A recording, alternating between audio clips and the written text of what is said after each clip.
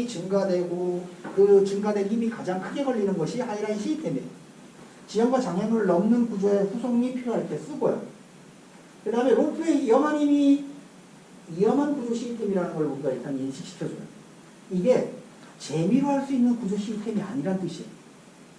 어디 가서 뭘 하라 그러면 시범 보여주기 가장 좋거든요. 퍼포먼스가 화려하니까. 그런데 그렇게 하시면 안 된다는 뜻입니다. 그 다음에 하이라인을 운영한다. 그러면 백업이 아주 중요한 역할을 해준다는 걸 여러분들이 인식하셔야 돼요. 그 백업이 뭐예요? 또 태그라인이라고 하는 부분이에요. 사람이 두 명 떨어져 있어요. 한 사람은 의식이 없고 한 사람은 그나마 자력 이동이 가능해요. 확보 지점들은 대식에 부실해요. 그 다음에 가장자리에 돌출 부분이 많아요. 로프를 쓸 수밖에 없어요. 이 상태에서 여러분들이 어떻게 구조를 할 것이냐. 하이라인을 치려면 확보 지점이 일단 튼튼해야 되죠. 그리고 수직 구조를 하려니 로프는 어떻게 해요? 전부 다 쓸리죠. 양쪽 편의 확보 지점의 힘도 적게 걸리게 만들어야 되고 적은 힘이 걸리면서 수직 구조와 동일한 하중의 힘이 걸리는 게 몇 도 각도죠? 수직에 매달려 있는 두 사람의 하중이 200kg라 그러면 200kg와 동일한 각도가 몇 도 각도죠? 120도죠. 그러니까 쭉 다시 말해서 양쪽에 120도가 넘어가지 않는다 그러면 수직 구조와 동일한 각도잖아요. 그죠? 하이라인은 150도를 넘어가죠. 고장력은. 그러면 위에 얼마의 힘이 더 걸리는 거죠? 300% 이상의 힘이 더 걸린다는 거죠. 약한 합법물로서는 이 중간에서 이 작업을 해야 되는데 구조하기가 어렵잖아요. 그러니까 하이라인이 무조건 최선의 방법이 아니라는 뜻이고 그 각도에 의해서 구조 시스템들이 바뀌어집니다. 그래서 우리가 보통 두 군데서 떨어져서 우리가 로프 시스템을 운영할 때, 즉 내가 그냥 수직 구조하기에는 돌출부가 너무 많고 로프에 손상 갈 수 있는 하중들이 너무 많단 말이에요.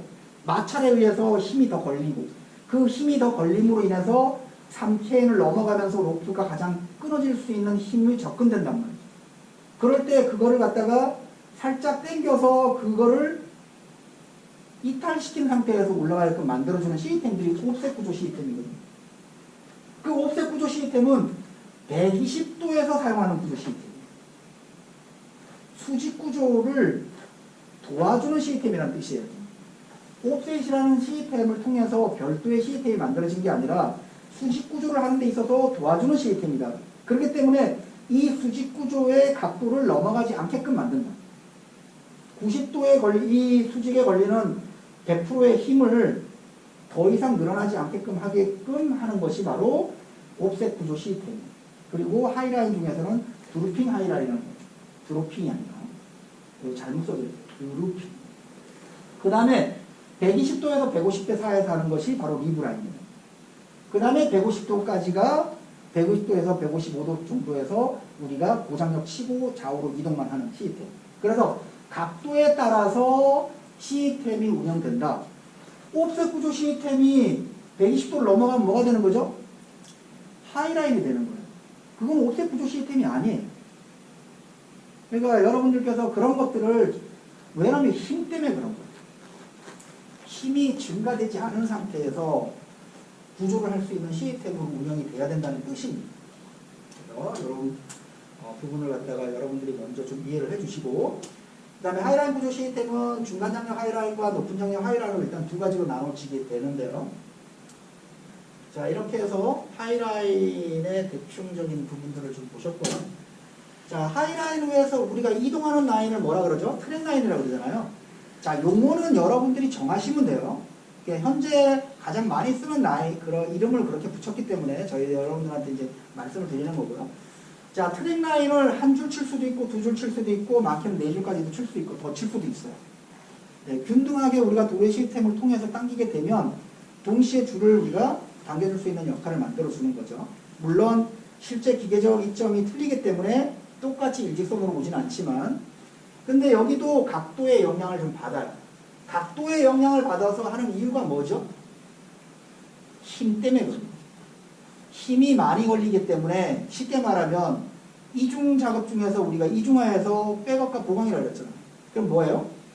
추가적으로 더 보강시켜주는 거예요. 그래서 더 보강시켜주기 위해서 다중 트랙 라인을 쓰는 거고요. 각도 때문에 무조건 써야 되는 게 아니라 각도인데도 불구하고 단일 트랙 라인을 쓸 수도 있거든요. 그거는 충분하게 우리가 각도를 세게 안 하고도 우리가 할 수 있는 상황이 만들어진다 그러면 그렇게 할 수 있는 거죠. 그런 부분들을 여러분들이 이해하시면 되고 꼭 이거를 하면 이래요. 120도 150도 사이는 무조건 단일 트랙 쓰고 150도 이상 되면 무조건 다중 트랙 써야 된다 이렇게 간단 말이에요. 그게 아니라 힘이 커지니까 힘에 대한 부분이 이해가 된다 그러면 힘이 커지니까 거기서 발생될 수 있는 요소들이 더 많아지고 그 크기에 대항할 수 있는 힘에 대항할 수 있는 부분을 만들기 위해서 트랙 라인을 더 보강하는 거다라고 하는 부분으로 여러분들이 설명이 돼야 되는 거죠. 자, 그래서 이거예요. 우리가 각도를 쭉 놓고 보면 이 배율이 아까 그 계산식으로 해서 나온 거거든요. 그러면 120도일 때 1이고 125도부터 쭉쭉쭉 올라가요. 그리고 150도에서 약 2배의 장력 배율로 넘어가기 시작하거든요. 그러면 얘를 자 로프를 하나 쓸 거냐 2개 쓸 거냐에 따라서 이렇게 안정계수를 갖다가 여러분들이 계산을 해야 돼요. 계산해서 이런 도표도 갖고 있어야 되는 거죠. 그러니까 강사들은 이 부분을 내가 교육하는 거에 있어서 지금 현재 갖고 있는 장비에 이런 부분들을 고려해서 다중 트랙을 쓸 건지 단일 트랙을 쓸 건지에 대한 부분들을 이런 도표들을 갖고 있어야 되는 거고요. 똑같아요. 만일에 NFA G등급의 로프를 만일에 쓴다 그러면 30K이라고 하는 거는 원래 G등급이 40K이 기준이거든요. NFA G등급이. T등급이라 그러면 30K이에요. 근데 왜 30K 잡았느냐? 감소율을 준 거예요. 감소를. 그렇게 해서 보면 이렇게 각도가 두 줄을 쓰게 되면 170도까지 가더라도 우리가 한 사람의 하중이 걸렸을 때는 170도까지도 우리가 당겨도 시스템이 우리가 안전계수 범위 내에서 우리가 운영할 수 있는 여건이 좀 더 많아지는 거죠. 근데 두 사람이 걸리는 게 되면 160도를 넘어가지 않게끔 설계가 돼야 됩니다. 로프를 11mm 아니면 12.5mm 로프를 두 줄을 트게 되면 이런 도표들을 여러분들께서 교육 전에 이미 시스템을 설계하고 교육 설계를 하실 때 이런 부분들을 반드시 체크해서 갖고 있어야 됩니다. 자, 단일 트랙 라인은 지금 보면 이게 옵셋 구조 방식이죠. 요것도 옵셋 구조 방식이고 요것도 스케이트 블록 옵셋 구조 방식이고요. 요건 트래킹 라인 옵셋 구조 방식이에요. 근데 얘 단일 트랙 쓰죠. 그죠? 이거는 개념이 틀립니다. 단일 트랙을 쓴 이유는 얘가 끊어져더라도 얘는 어디로 간다? 벽으로 가는데 벽이 안전지역으로서 역할을 해주기 때문에 단일 트랙 라인을 쓰는 거예요.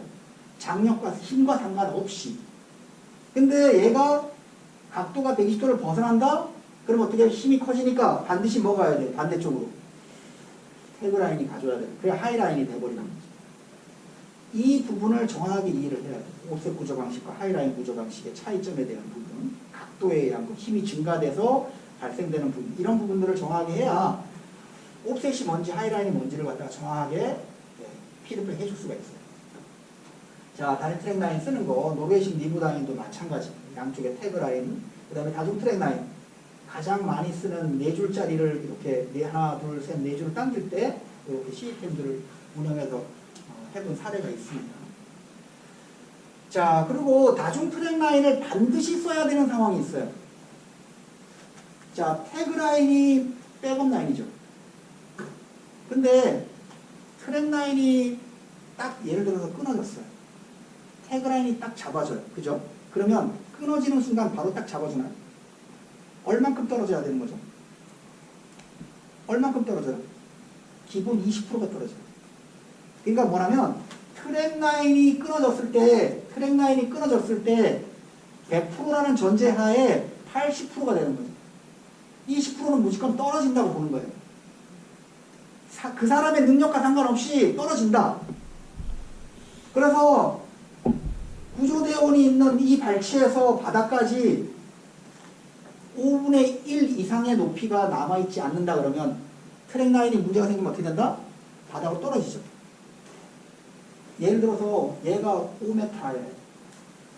그러면 1m 떨어지는 거잖아요. 얘가 요 사이가 1m가 안 되게 남아있으면 바닥치는 거잖아요. 그러니까 여기서는 무조건 이 트랙 라인이 어떻게 돼요? 절대 오류가 생기면 안 되는 거잖아요. 그럴 때 그 오류를 좀 더 줄이고 힘을 분산시키기 위해서 무조건 다중 트랙 라인을 쓰는 거예요. 5분의 1보다 넓게 남아있다 그러면 단일 트랙 라인으로 갈 수도 있는 거고. 근데 반드시 다중 트랙 라인으로 써야 되는 상황이 뭐냐면 바로 이런 상황이에요. 그 트랙 라인이 문제가 생겼을 때 20% 떨어진다. 근데 그 떨어지는 사이에 공간이 20%가 남아있지 않아요. 옆에 있는 이걸 스팬이라고 그러거든요. 스팬 거리에 5분의 1에 이만큼이 남아있지 않으면 다중 트랙 라인으로 무조건 100% 간다 라고 하는 거. 왜? 완전 무결하게 좀 더 만들어야 되니까 그렇게 가는 거예요. 그래서 그런 부분들을 여러분들이 이해하시면 좋을 것 같고요. 근데 리브라인은 왜? 리브라인은 보세요. 자, 리브라인 내려왔다가 아까 영상 보셨잖아요. 내려왔는데 이 수평거리에 2분의 1도 안 남았는데 사람이 어떻게 돼요? 더 내려왔는데도 다중 트랙 라인 안 썼거든요. 왜 그럴까요? 리브라인은 트랙 라인을 딱 잡아 당기고 그 다음에 태그 라인은 어떻게 돼요? 딱 잡아 당긴 상태에서 고정되어 있는 상태잖아요. 그러니까 뭐냐면 사람이 역할이 아니라 기계의 역할만 들어가는 거예요. 기계는 100%로 잡아주거든요. 자, 즉 다시 말해서 MPD나 마이트로에다가 로프 딱 걸고 사람이 레바 당기다가 추락하면 어떻게 돼요? 레바를 다치는 요 순간이 몇 초일 상관일 수 있잖아요. 그죠? 그때 그만큼을 더 떨어지는 거거든요. 그래서 20%란 말이에요. 그런데 리브라인은 양쪽에 태그라인을 딱 고정시켜놓고 잡아놓고 있단 말이에요. 그렇기 때문에 어떻게 돼요? 트랙 라인에 문제가 생겨도 태그라인이 그대로 딱 잡아주는 거예요. 그래서 그러한 부분들을 여러분들께서 좀 이해하시면 될 것 같고요. 자, 트랙 라인을 고정하는 방법은 여러분들 잘 아시피 무장력으로 우리 요구자한테, 구조 대상자한테 이렇게 부탁을 하죠. 이렇게.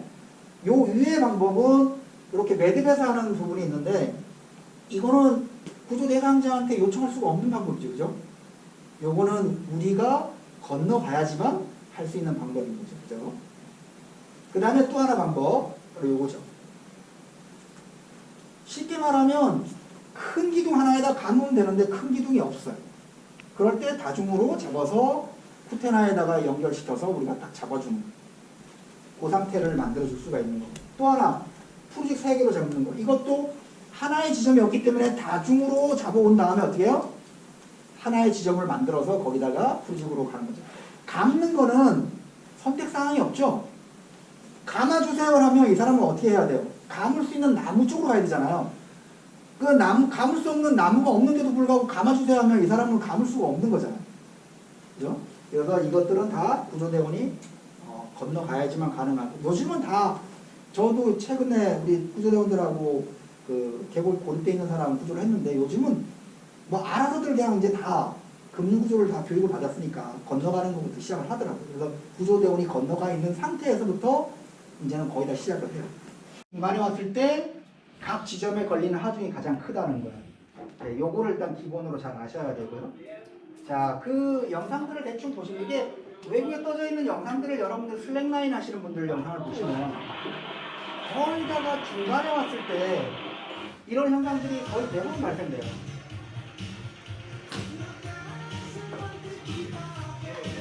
끊어질 것 같으면 미리 끊어졌어야 되는 거거든요. 근데 항상 저런 영상들을 여러분들 유심히 보시게 되면 항상 중간쯤 왔을 때 전체가 시대에 붕괴가 돼요. 그러니까 그거는 이게 정상인 거예요. 그래서 여러분들도 항상 중간에 왔을 때 어떻게 해야 돼요? 순식간에 확 지나가게 만들어줘요.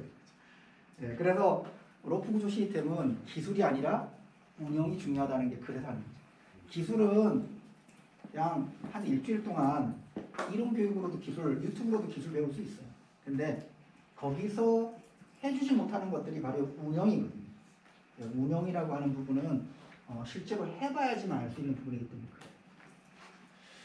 자, 하여간 중간에 그거 아까도 말씀드렸지만 3캔, 최대 4캔을 넘어가지 않게끔 하는 것이 관건이다. 근데 사실 여러분 3Kn, 4Kn 혹시 당겨보시면 아시겠지만 로프가 쳐져요.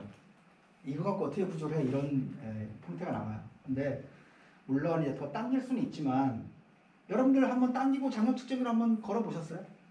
최대 얼마까지 당겨보셨어요? 그냥 사람 손으로? 562.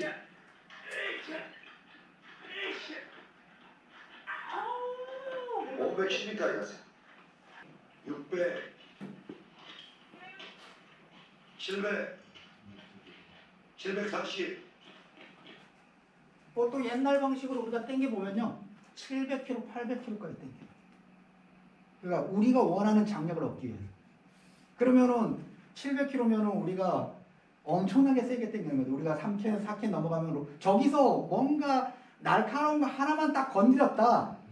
이러면 뭐 시스템이 그냥 바로 그냥 터져나가는 거죠. 순식간에 터져나가는 거죠. 굉장히 세게. 그래서 문제는 그러면 장력을 더 당겨야 되는데 3Kn, 4Kn 당겨갖고는 이게 될 문제가 아니거든요. 그럼 어떻게 해야 될까요? 받쳐야 되는 거예요. 로프를 장력을 당겼는데 쳐져요. 받쳐야 되는 거예요. 보텍스나 높은 나무나 통해서 로프를 높여줘야 되는 거지. 그거를 갖다 당겨봐야 당겨도 어떻게 계속 늘어나거든요. 확보지으면 강한 힘들이 계속 걸리지. 중간에 왔을 때는 자 700kg, 800kg예요. 중간에 2Kn이 오면 어떻게 되는 거예요? 순식간에 엄청나게 큰 힘이 확보지에 다 걸려버리는 거죠. 거기에다가 만일에 거기서 요동 쳤다. 만일에 저기 우리 왜 이거 있잖아요. 당길 때 당기면 사람이 휭 이러잖아요. 그죠? 그럴 때는 어떻게 돼요? 힘이 더 배가 되는 겁니다. 그러니까 우리가 상상치 못한 힘이 걸린단 말이에요. 그러니까 한순간에 시스템이 붕괴되는 거죠. 밀려나가거나. 프리지 코드가 과도한 힘이 걸리게 되면 밀려나가기 시작하거든요. 여러분들이 프리지가 안 걸고 만일에 그냥 장비 걸었다 그러면 로프가 끊어질 가능성이 많지만 너무 위험했던 거예요. 그래서 정말 그동안에 재수가 좋았구나. 자, 그래서 사전 장력을 어떻게 주느냐. 사람이 걸려있지 않은 상태에서 한 3대1만 걸어서 혼자서만 당기는 거예요. 최대한. 그런 다음에 하중을 먼저 걸어요. 하중을 걸은 상태에서 그 다음에 증감의 법칙으로 당기는 거예요. 자, 그런데 우리가 한 명으로 3대1로 당기는데 장력 측정기 대고 하면 되죠. 이렇게 장력 측정기 대고서 우리가 당기면은 우리가 힘을 측정할 수 있으니까 사전 장력을 미리 사전에 줄 필요도 없죠. 3Kn 이상만 안 넘어가면 되니까. 근데 이렇게 3대1로 당겨서 일단은 하중이 걸리기 전에 자, 빈 루프에다가 내가 당기면 어떻게 돼요? 장력이 훨씬 오버되게 당겨지잖아요. 사람이 걸려있는 한에서 당기면 그렇게 못 당겨요. 같은 5대1로 당기더라도 그런 식으로 우리가 이해를 하셔야 되고요. 그래서 빈 로프에다가는 3대1로만 혼자서 최대한 당긴 다음에 일단 나가는 거예요. 나가면서 어떻게 해요? 각도를 높였다가 중간에 갈 때는 낮춰줬다. 그러니까 트랙 라인이 살아있는 라인처럼 움직여야 되는 거예요. 과도하게 힘이 걸릴 것 같으면 어떻게 돼요? 트랙 라인을 줄여줬다가 다시 당겨줬다가 이거를 반복해야 되는 거예요. 근데 우리는 한번 당겨놓으면 어떻게 해요? 그냥 오롯이 끝날 때까지 냅두고 만약에 처지면 어떻게 더 당기죠. 그러니까 그런 상황들이 결과적으로는 이염을 증가시킬 수밖에 없는 거죠. 그래서 그 다음에 나온 게 12, 18의 법칙인 거예요. 즉 12, 18의 법칙으로 당기게 되면 300kg, 400kg 이상을 넘어가지 않더라는 뜻이에요. 그렇게 당기기 위해서 이 시스템이 만들어진 거고요. 자, 예전에는 11mm, 12.5mm로 나눴어요. 왜 그랬냐면 NFA 지등급이 12.5mm밖에 없었거든요. 근데 요즘은 NFA G등급이 11mm가 나와요. 그래서 NFA T등급과 NFA G등급으로 나누죠. 10이라는 게 뭐죠? 절대계수예요. 그러면 둘의 시스템을 했을 때 우리가 여기도 배력 썼네. 6대1로 만일에 당겼을 때 두 사람이서 당기게 되면 6이 10에서 두 사람이 당기게 되면 3Kn 이상을 넘어가지 않게끔 조절이 가능하다는 뜻이고요. 마찬가지로 G등급의 로프를 썼을 때는 3명의 사람이 당겼을 때 그 이상의 힘이 걸리지 않게끔 조절이 가능해진다는 뜻입니다. 이거를 잘못 이해하고 안정계수라는 표현을 쓰시는 분들이 간혹 있고 저도 예전에는 좀 그랬었어요. 근데 안정계수라는 개념보다는 그 힘을 넘어가지 않게끔 조절하는 역할을 해주는 것이다 라고 하는 부분으로 여러분들은 이해를 하고 계셔야 됩니다. 즉 이렇게 당기면 최대한 4K를 넘어가지 않게끔 장력을 주게 된다는 뜻입니다. 훨씬 이렇게 당기면 어떻게 돼요? 결과적으로 뭐예요? 내가 원하는 장력을 줄 수 없다는 뜻이에요. 아주 세게 장력을 700km, 800km 넘어가게 장력을 줄 수 없다는 뜻입니다. 그런 거를 여러분들이 이해하시면 좋을 것 같아요.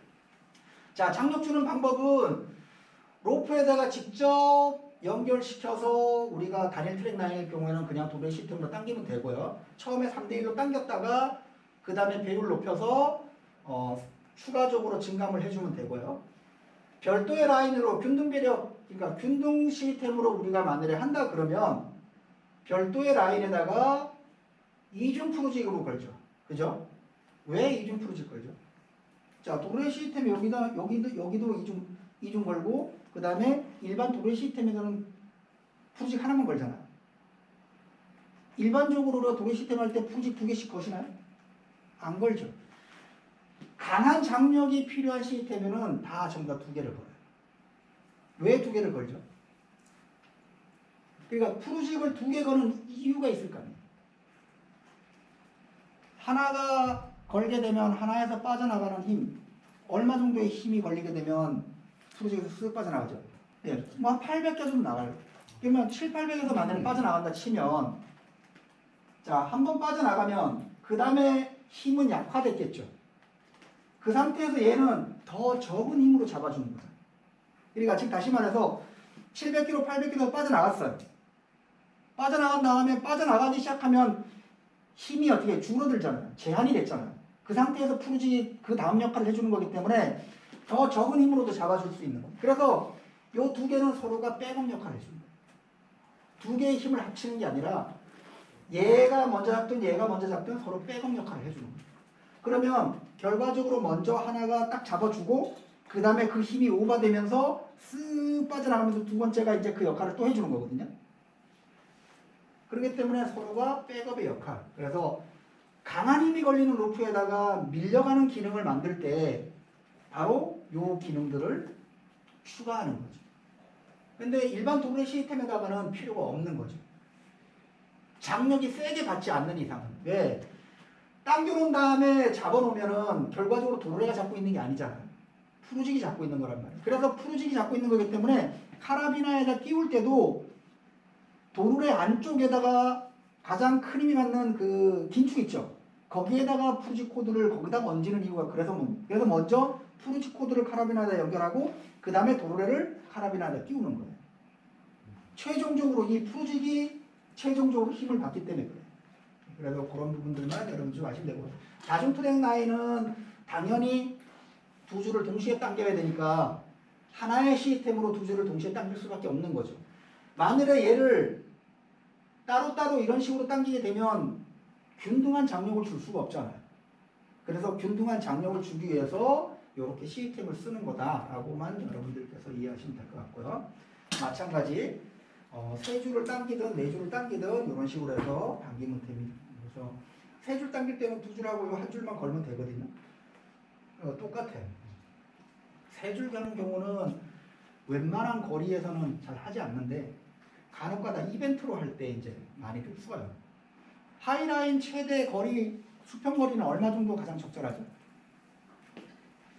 여러분들 나중에 기회 되시면 하이라인 한 50m 정도에서 운영되니 가장 좋거든요. 그 이상을 넘어가게 되면 하이라인 시스템의 태그라인을 운영을 못해요. 한번 100m를 한번 연결시킨 다음에 100m를 한번 해보세요. 그러면 태그라인 자체가 백업을 해줘야 되는데 얘가 그 역할을 아예 안 돼요. 그러니까 쉽게 말하면 위에서 문제가 생기면 바닥 친다는 뜻이에요. 떨어지는 그 길이가 너무 많아지는 거죠.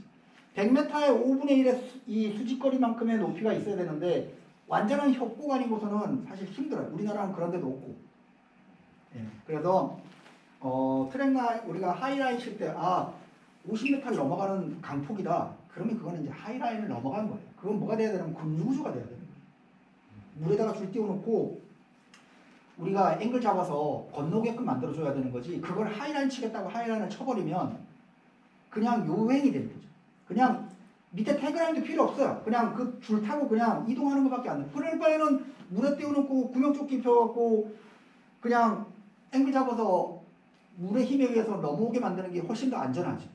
그러니까 그런 부분들로 여러분들께서 이해하셔야 되는 거고, 수직 구조에서도 마찬가지고 옵셋 구조에서도 마찬가지고 하이라인 구조에서도 마찬가지고, 그 시스템만이 굳이 고집을 할 필요가 없이 그 상황에서 가장 적절한 시스템을 선택해서 쓰면 되는 거예요. 결국 구조는 뭐예요? 여러 가지를 배운 상태에서 그거를 현장에서 조합하는 능력이거든요. 내가 여기서는 요거를 조합하면 좋겠다. 옵셋 구조 방식도 한 가지만 쓰지 않아요. 스케이트 블록 쓰다가도 트래킹 라인을 치기도 하고요. 여러 가지 1+1을 해갖고 태그 라인 쓰기도 하고요. 여러 가지 다양하게 플러스 시키는 거거든요. 그거를 얼마만큼 잘 조합하느냐, 그 조합하기 위해서는 어떻게 해요? 일단 많이 알아야 됩니다. 많이 아는 상태에서 조합이 가능해집니다. 자, 높은 방향 지점. 그래서 트랙 라인이 처지게 되면 높은 방향을 세워야 되는 거예요. 로프를 잡아 당기는 게 아니라. 그래서 높은 방향을 만들어서 해야 되는 거. 지금 요거는 우리가 여기 자루 매달아 놓은 거거든요. 제가 쓰레기 자루 얘기했잖아요. 그걸 테스트하기 위해서 우리가 지금 급류해서 지금 쓰고 있는 거거든요. 그리고 이렇게 아무것도 없는 장소에서 우리가 보텍스를 세우기 위해서 이 고정되어 있는 라인에다가 이렇게 수직을 통해서 보텍스를 세우는 역할을 하는 거죠. 네, 그런 것도 하나의 방법이고요. 가장 좋은 거는 삼각대를 그냥 세우는 거예요. 근데 급류는 어때요? 저어서 보드나 사람 실으면 어떻게 되죠? 갑자기 라인이 확 바뀌죠. 그럴 때 보텍스를 어떻게 해야 돼요? 빨리 옮겨야 되거든요. 그냥 두 개를 내가 떨렁 들고 옮기는 게 더 쉬워요. 그리고 결과적으로 뭐야? 힘이 걸려요, 안 걸려요? 보텍스를 내 혼자서 딸랑 들고도 옮길 수 있어요. 왜? 여기에 내려누르는 압축력이 없기 때문에 그래요. 그래서 급류에서도 높은 방향이 필요한 이유가 여기서 쓰더라도 문제가 안 생겨요. 왜냐면 여기에 힘이 걸리지 않거든요. 지금 여기가 거의 수평 상태에서 지금 얹혀 있는 거잖아요.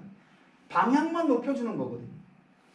그래서 여러분들께서 당기다가 그래도 좀 높여야 되겠네 하면 어떻게 해요? 빨리 나무나 이런 거 잘라서 그냥 높여주면 되는 거예요. 그냥 툭 받쳐주면 돼요. 거기에 뭐 돌에 들어가고 뭐 슬링 들어가고 이런 거 어떻게 들어가냐 이런 게 중요한 게 아니라 현장에서는 그냥 툭툭 잘라서 그냥 그 나무 두 개 묶어서 쫙 버린 다음에 그냥 밀고 딱 세워놓으면 되는 거예요. 그래도 누가 하나만 살짝 잡고 있어도 되거든요. 그러면 그 순간에 어떻게 해요? 넘어오는 거죠. 자, 높은 방향 지점은 이렇게 플로팅으로 우리가 잡는 방법들이 여러 가지가 있어요. 이렇게 다양하게 쓰고 있고, 라인에다가 하나의 지금 프로젝트 코드를 쓰죠, 그죠?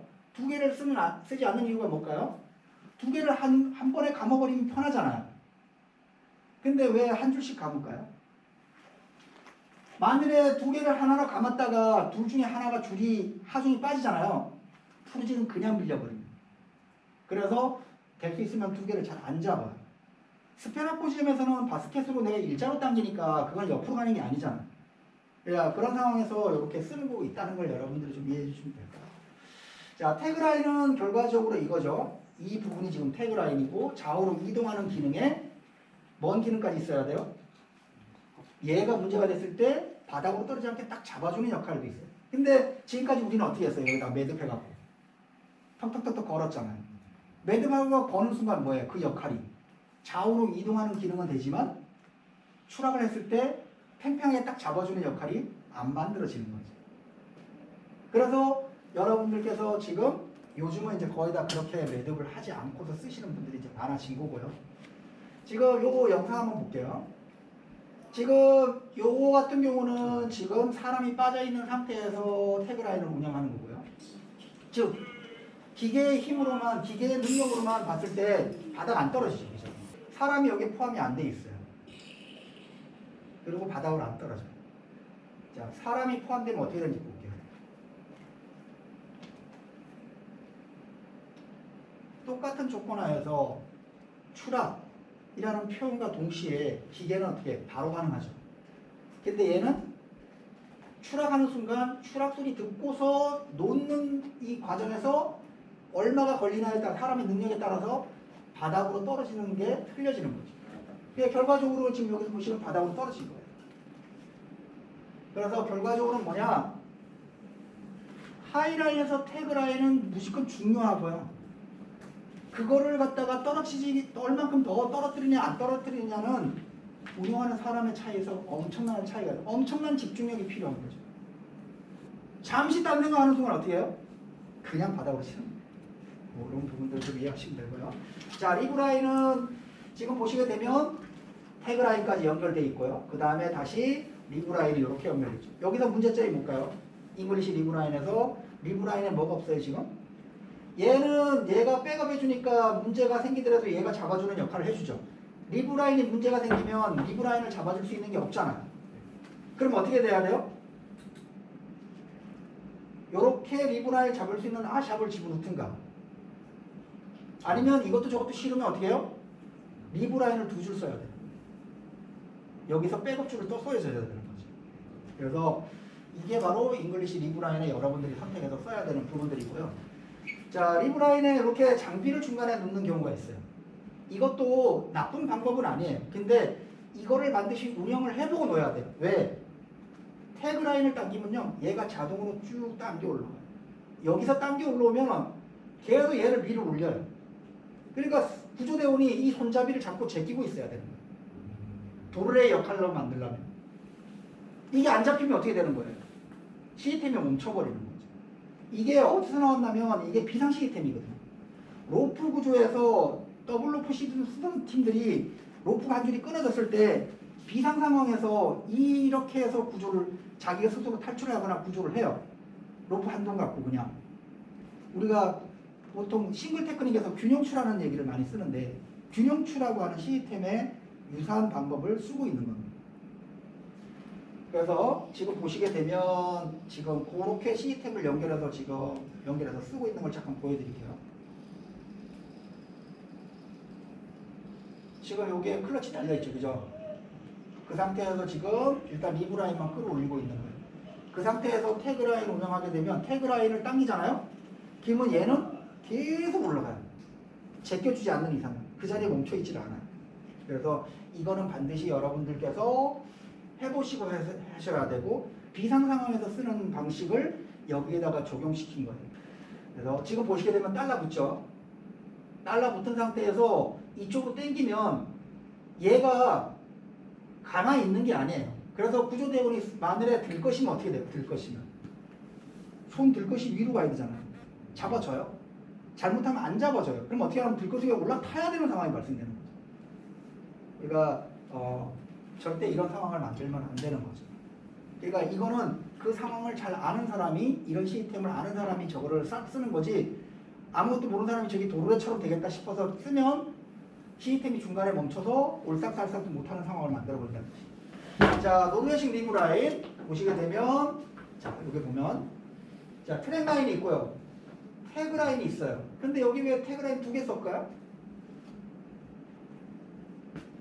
얘가 사선으로 돼 있으니까 하나의 줄이 문제가 생기면 어떻게 돼요? 그냥 아래로 내달리죠. 그래서 태그 라인을 백업 라인을 추가한 거예요. 이게 싫으면 요렇게 아샵을 걸어요.